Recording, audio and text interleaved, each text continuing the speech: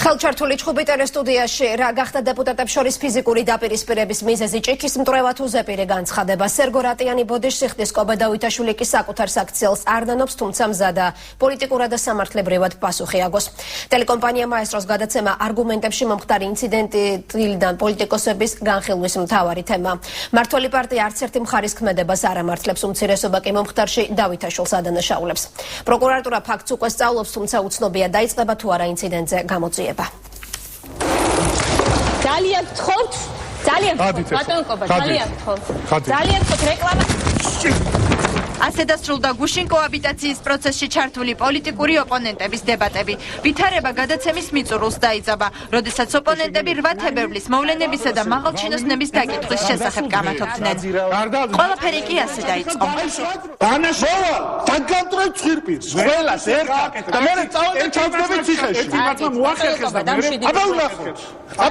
აი დათქვით ადგილი შეკრების, მოვალ და ცხვირპირს გაგიერთიანებ და ბოლომდე გაგიჭეჭყავთ რა გველის თავს. ძალიან გთხოვთ, პირდაპირ ეთერში ვარ, ძალიან გთხოვთ, შვიდად, ძალიან გთხოვთ კორექტულობის ფორმაში. და ძალიან სულ კარგი, ბატონო სერგო, არაადეკვატურად იქცევთ. თქვენ არაადეკვატურად იქცევთ. არგუმენტები არ აქვს. იწყებთ ყვირილს და კიდე ერთხელ ის რაც არის 2x2 4, იმას ადასტურებთ. თქვენ არც ერთი არგუმენტი არ აქვს. თქვენ შეგიძლიათ ყვირილი და ღავილი წინა გადასულ დღეებს. გარდა ნატყლელი ინციდენტის შემდეგ ნაციონალური მოძრაობის წევრმა სტუდია დაუყოვნებლივ დატოვა. მოგვიანებით სერგო რატიანმა საგანგებო ბრიფინგი გამართა. მიუხედავად იმისა, რომ მე რამოდენიმეჯერ გავაფრთხილე ბატონი კობა დავითაშვილი, რომ დამშვიდებულიყო, მაინც წუხარო ეს ინციდენტი მოხდა. საზოგადოებრივი ინტერესის გათვალისწინებით განმარტება კობა დავითაშვილმა ინციდენტიდან მეორე დღეს გააკეთა. საპარლამენტო უმრავლესობის წევრი მზად არის, როგორც პოლიტიკური, ისე სამართლებრივი პასუხისმგებლობისთვის. თუ საპარლამენტო უმრავლესობას მიაჩნია, რომ ასეთი შეფასებებიც მოვისმინე, რომ თუნებები ღალატობს ადამიანს სახში უნდა იჯდეს, ეს მათი გადასაწყვეტია, მე ამ გადაწყვეტილებას დავემორჩილებ. მომხდარის შემდეგ სამართალდამცველებმა შეკითხვები გადაცემის წამყვანსაც დაუსვეს.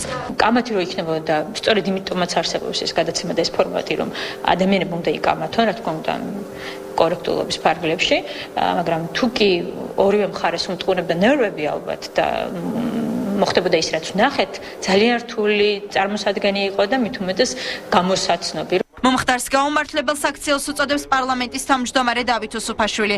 საპარლამენტო უმცირესობაში კი ინციდენტის გამომწვევად კობა დავითაშვილს ასახელებენ. ამ ორი პარლამენტის წევრისგან თუ რომელიმე შემომთავაზებს თავის თავს შემდეგ არჩევნებზე, ისინი ჩემს ვერ მიიღებენ.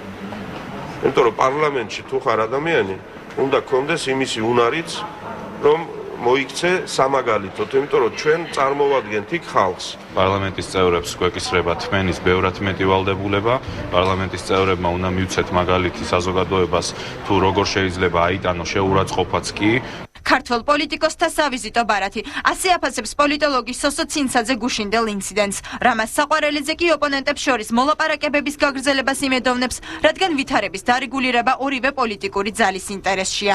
სუბიექტები, კონკრეტული პოლიტიკოსები, ვინც მოლაპარაკებას ქმნიან როგორც პროცესს, არიან ერთის მხრივ უსუფაშვილი და მეორეს მხრივ ბაქრაძე, ეს ქმნის ოპტიმიზმის საფუძველს. იმიტომ რომ ერთის და მეორეც გამოირჩევა თავისი კონსტრუქციულობით. პარლამენტარები აბსოლუტურად არ არიან მზად აი იმ ვალდებულებისათვის, რომელიც მათ ხალხმა მიანიჭა. მომხდართან დაკავშირებით საკითხს პროკურატურა სწავლობს, თუმცა აღიძვრება თუ არა სისხლის სამართლის საქმე და დაიწყება თუ არა აღნიშნულზე გამოძიება, ჯერჯერობით უცნობია.